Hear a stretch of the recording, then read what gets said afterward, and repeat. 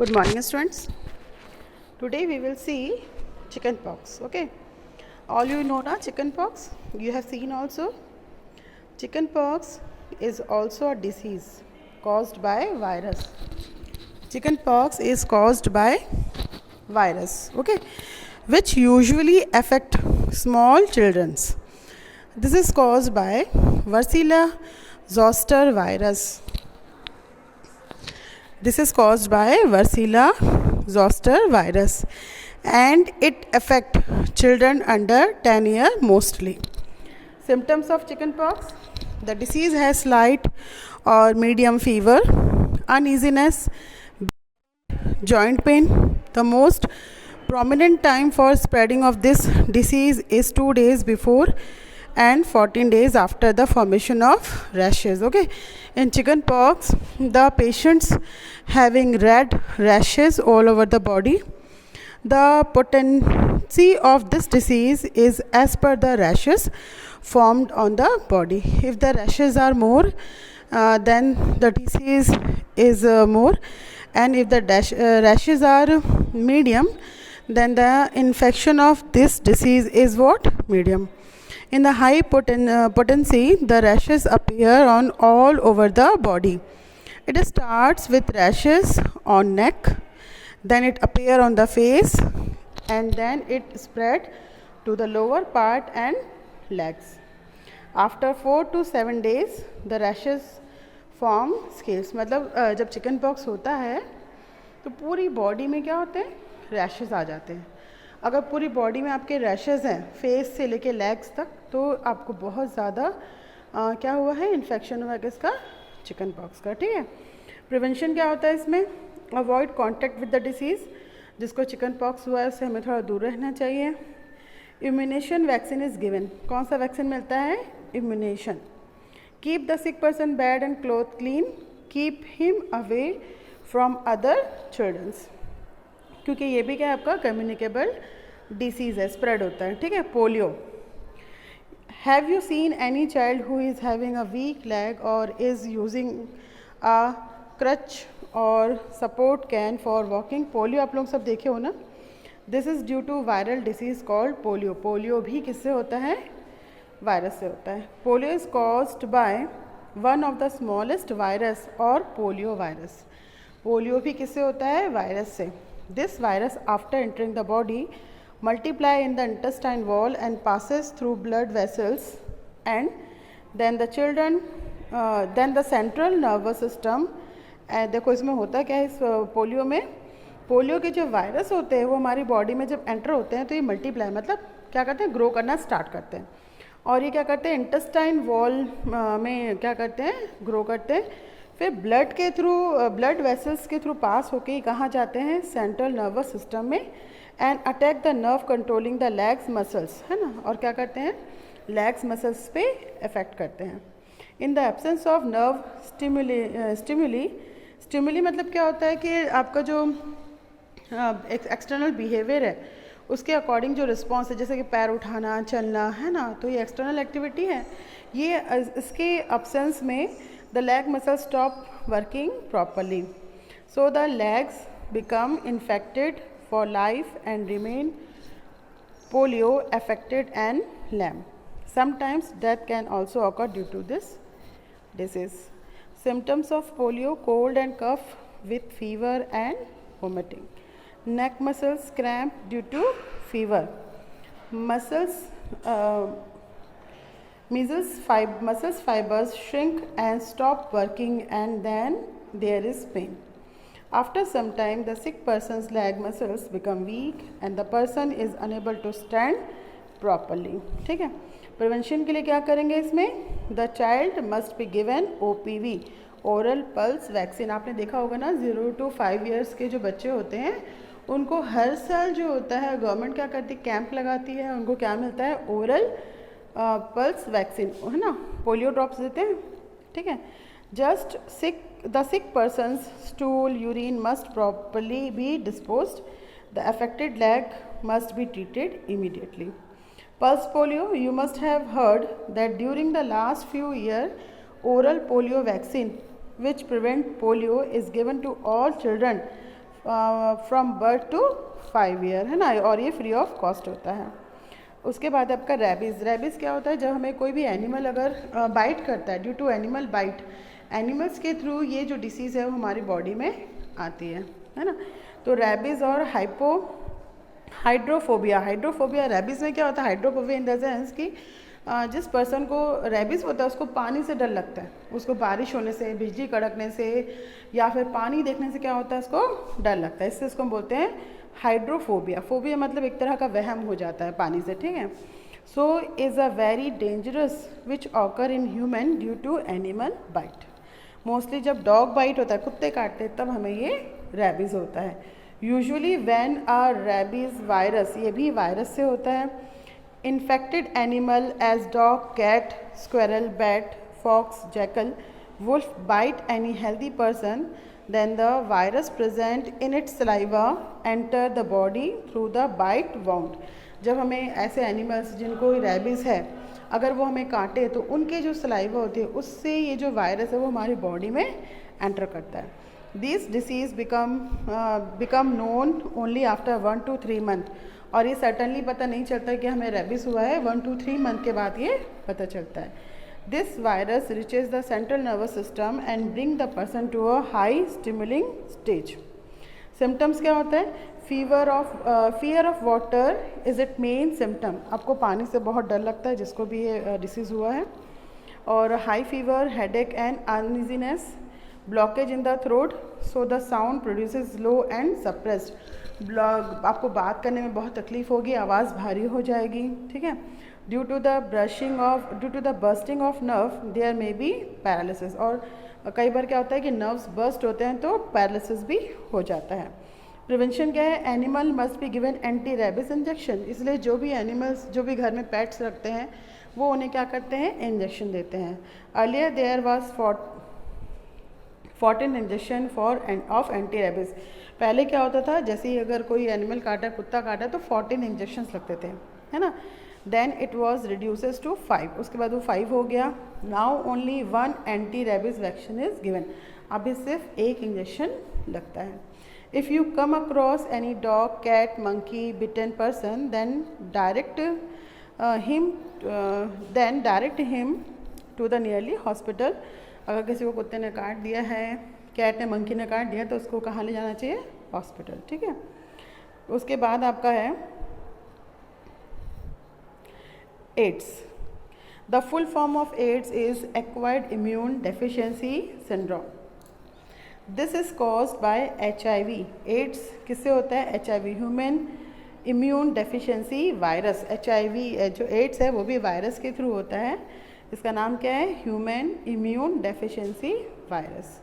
The HIV virus enter the white blood cell and destroy the immunity power of the body. ये जो HIV है, ये virus क्या करते हैं, हमारी बॉडी में जो इम्यूनिटी पावर है उसको लो कर देते हैं। हमारी बॉडी में वाइट ब्लड सेल्स होते हैं जो क्या होते हैं, फाइटर्स होते हैं, है ना। वो क्या करते हैं, हमारी बॉडी में अगर कोई अननोन वायरस या बैक्टीरियाज कुछ भी इंटर करता है तो उसको फाइट करके डिस्ट्रॉय करता है। लेकिन ये HIV वायरस क्या करता है, वाइट ब्लड सेल्स को ही डिस्ट्रॉय कर देता है। उससे क्या होता है कि हमारी बॉडी इतनी वीक हो जाती है कि अगर हमें मान लो नॉर्मल सा कोल्ड एंड फीवर भी आता है तो वो भी हमारे लिए डेंजरस हो सकता है, ठीक है।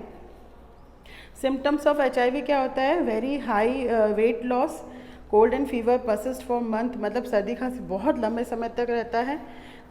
Frequently water bowls persist for month, feeling to tired and फैटिक, swelling on lymph nodes and pain in joint, white rashes in mouth, small pimples, rashes all over the body with itching and burning sensation, ठीक है। Prevention के लिए इसमें क्या होता है, देखो prevention है हेल्थ एजुकेशन। एड्स का अभी तक कोई ऐसे मेडिसिन नहीं आए हैं, इसके लिए वही है आपको अवेयरनेस होना चाहिए कि आप कैसे इस बीमारी से बच सकते हो, ठीक है। फिर उसके बाद आपका sickled cell anaemia. Sickled cell anaemia क्या होता है, इसमें हमारे जो रेड ब्लड सेल्स होते हैं, है ना, वो उनका शेप क्या होता है, ओवल शेप होता है, डिस्क लाइक शेप होता है, ओवल शेप का होता है हमारा। तो जब आपका सिकल्ड सेल होता है तो जो आपके रेड ब्लड सेल है उनका शेप एज अ सिकल्ड की तरह, जैसे आपने घर में वो देखा है हंसिया जिससे सब्जी काटते हैं, बिल्कुल वैसा ही आपका ब्लड सेल बन जाता है, ठीक है। तो उससे क्या होता है आपके बॉडी में जो ब्लड सेल है, हीमोग्लोबिन है, जो new red blood cell create करना है वो क्रिएट नहीं हो पाता है, ठीक है। You must have heard the sickled celled anaemia. It is prevalent in some of the cases of Chhattisgarh. Chhattisgarh में बहुत ज़्यादा आपको मिलेगा सिकल्ड सेल्स होने के लिए। Sickle called anaemia is cause due to genetic disorder in the red blood cell of the body. अब ये सिकल्ड सेल जेनेटिक होता है, जैसे कई पेरेंट्स को होता है तो पेरेंट्स से किस में आता है, चाइल्ड में आ जाता है, ठीक है। In this the round red blood cell become sickle shape. देखो ये जो ब्लड सेल है वो राउंड होता है हमारा, है ना, बट जब सिकल सेल्ड होता है तो उसका शेप कैसे होता है, एज अ सिकल्ड, हाफ मुंह ना सिकल्ड के जैसे हो जाता है, ठीक है। Normal red blood cell help in the transport oxygen in the body.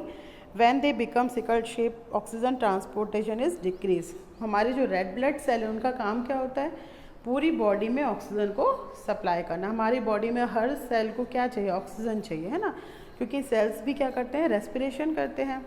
तो रेड ब्लड सेल क्या करते हैं, ऑक्सीजन को कैरी करते हैं, पूरी बॉडी में उसको ट्रांसपोर्ट करते हैं। अगर ये जो आपके रेड ब्लड सेल है उसका जब शेप जो होता है एज अ सिकल्ड हो जाता है तो वो ऑक्सीजन को ज़्यादा ट्रांसपोर्ट नहीं कर पाते हैं, ठीक है। Along with these they accumulate in group in the small blood capillaries of the various part of the body. अब ये क्या होता है कि ये सिकल्ड शेप होने के कारण का फ्लो भी रुक जाता है और ये एक्यूमुलेट जमा हो जाते हैं हमारी बॉडी में। कहीं कहीं पे क्या होता है, स्मॉल ब्लड कैपिलरीज में क्या होते हैं, जमा होना शुरू हो जाते हैं, ठीक है। उससे हमको पेन होता है और and hinder it's proper function. और पेन तो होता है प्लस ब्लड सेल्स का जो फंक्शनिंग है वो भी स्टॉप हो जाता है। इवन जहाँ पे ये एक्यूमुलेट होते हैं वहाँ पे वो बॉडी पार्ट जो होता है वो वर्क करना मतलब स्लो कर देता है। उसके बाद this disease is found in the geological area where malaria is prevalent. some scientific believe that blood cell have acquired such shape to protect itself from the malaria parasite। अब ये जो डिसीज़ है वो किस एरिया में ज़्यादा मिलता है, जहाँ पे बहुत ज़्यादा क्या होता है, मलेरिया, ठीक है। क्योंकि ये जो अब ब्लड सेल जो चेंज होते हैं वो इसलिए होते हैं ताकि वो उस मलेरिया डिसीज़ से बॉडी को प्रोटेक्ट कर सके, ठीक है। अब देखो आपका डिफरेंस है कि कॉमन ब्लड सेल और रेड ब्लड सेल में क्या डिफरेंस है। तो कॉमन ब्लड सेल क्या होता है, they are round in shape, और सिकल्ड सेल्स क्या होते हैं, they are sickle shape. Red blood cell they are soft and elastic and the sickled cell they are less soft and comparatively less elastic। common blood cell they flow easily in the capillaries, मतलब वो easily blood capillaries में चले जाते हैं। और sickled they get entangled in the group in capillaries, ये enlarge, उनका shape बढ़ जाता है, इनलार्ज होता है। रेड ब्लड सेल जो कि राउंड होते हैं तो उनका शेप छोटा होता है, जब सिकल्ड होते हैं तो उनका शेप थोड़ा सा इनलार्ज हो जाता है, तो वो कैपिलरीज में फ्लो नहीं हो पाता। Their life is of 120 days. हमारा जो रेड ब्लड सेल है उसका लाइफ कितना होता है, 120 डेज़ कॉमन ब्लड सेल का। और सिकल्ड सेल का लाइफ जो होता है सिर्फ 20 डेज़ का होता है, 20 डेज़ में वो डिस्ट्रॉय हो जाता है, ठीक है। Symptoms of sickled anaemic, symptoms कैसे होते हैं इसके, due to lack of blood anaemia the body look pale and white, body हमेशा थकी हुई और वाइट से दिखती है। फैटिग एंड हैवी ब्रीथिंग, है ना, बहुत लंबी लंबी सांस लेना पड़ता है। Irritable and shows less interest in food, खाने की इच्छा नहीं करती है। Swelling and pain in finger toes and joint, frequent fever and cold, enlarged spleen और hindered growth in children, childrens में ज़्यादा ग्रोथ भी नहीं होती है, ठीक है। और इसके लिए आप क्या प्रिवेंशन कर सकते हैं, drink more water, have balance diet, बहुत ज़्यादा पानी पीना चाहिए, बैलेंस डाइट लेना चाहिए। गेट अ ब्लड, हर महीने आपको ब्लड टेस्ट करवाना चाहिए। Take medicines on doctor's advice for increase of blood. फिर how do you prevent sickled cell anemia, this is genetic disease which is inherited from the parents. ये disease किसके through होती है, parents की। The parents of this disease are of two type, carrier of sickle cell, suffers of sickled cell. अब देखो parents जो होते हैं वो भी दो टाइप के पेशेंट्स होते हैं, कैरियर ऑफ सिकल्ड सेल और सफ़र्स ऑफ सिकल्ड सेल। अब डिफरेंस क्या है इसमें, carriers of sickled cell are usually healthy and do not show any symptoms and lead a normal life. जो सिकल्ड सेल के कैरियर्स होते हैं वो हेल्दी दिखते हैं, उनमें सिकल्ड सेल के सिम्टम्स नहीं पता चलते हैं, वो एक नॉर्मल लाइफ रहते हैं। A carrier person does not know that he is a carrier of sickled cell. Suppose अगर मैं अगर सिकल्ड सेल कैरियर पर्सन हूँ तो मुझे बिल्कुल भी पता नहीं चलेगा कि मुझे सिकल सेल है।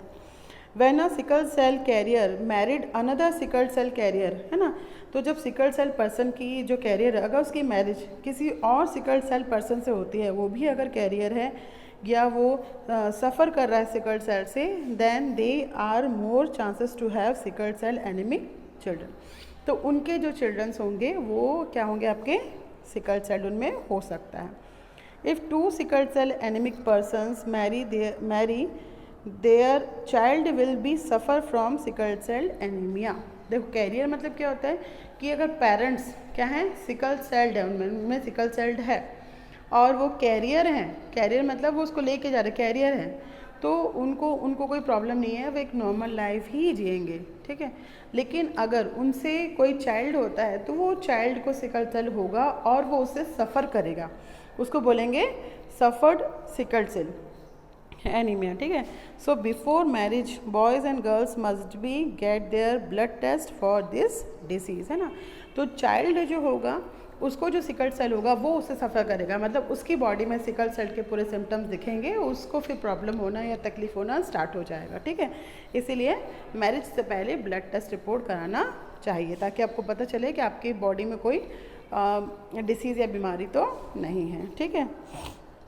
वैक्सीनेशन जब बच्चा हो जब भी हम न्यू बॉर्न बेबीज़ होते हैं उनको एक एज तक, है ना, एक टाइम इंटरवल्स पे ड्यूरेशंस पे वैक्सीन लगते हैं।